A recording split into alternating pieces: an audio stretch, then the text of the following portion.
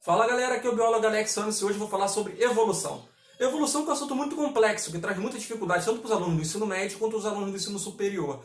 E hoje nessa videoaula eu vou tentar facilitar o entendimento de vocês sobre essa disciplina. Então vamos lá, gente. Quando a gente fala sobre evolução, a primeira coisa que vem na nossa cabeça é Charles Darwin. Charles Darwin que é o biólogo naturalista que ficou famoso por ter elaborado a teoria da seleção natural. Então, quando a gente pensa em seleção natural, a gente sabe que a seleção natural é uma força evolutiva.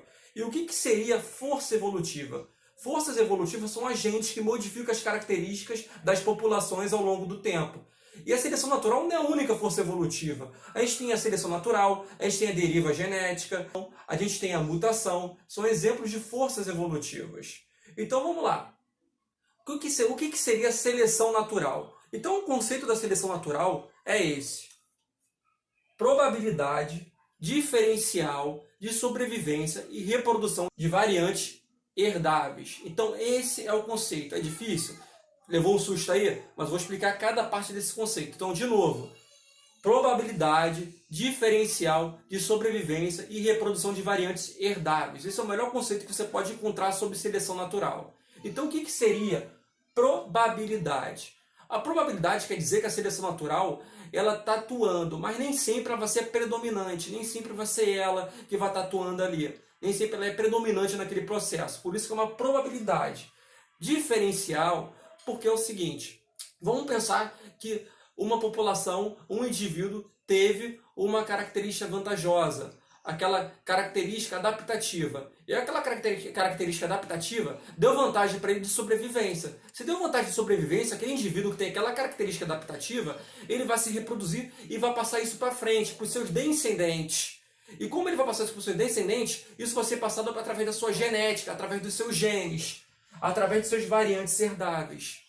Se tem essa característica com a vantagem adaptativa, a força da seleção natural vai ser alta.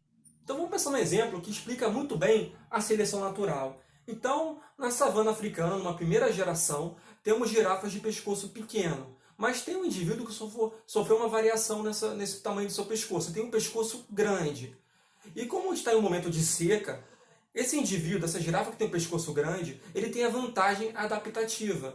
Logo, essa vantagem adaptativa, pescoço grande, está dando para ele uma maior vantagem de sobrevivência. Logo, uma maior vantagem de reprodução. Então, essa vantagem adaptativa vai ser passada para frente. Ela está dando vantagem para a girafa. Por quê? Porque ele está conseguindo se alimentar daquelas frutas lá dos galhos mais altos.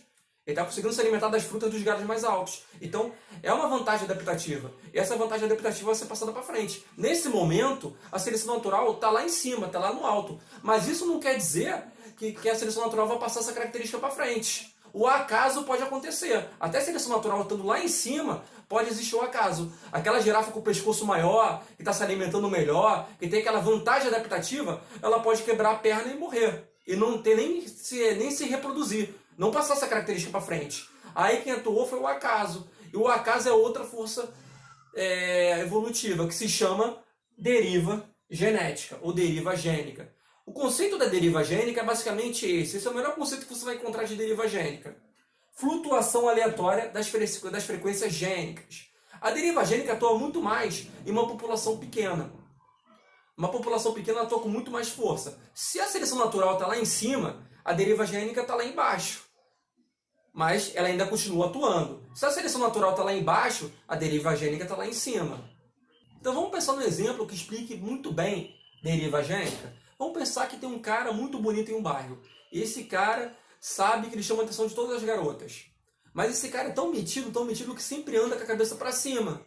Então esse cara tem a vantagem adaptativa. Ele tem aquela característica adaptativa vantajosa? Tem. A seleção natural está atuando? Está atuando. A seleção natural está lá em cima. Porém, esse cara é tão metido que ele anda com a cabeça para cima, ele não viu um buraco, caiu no buraco e morreu.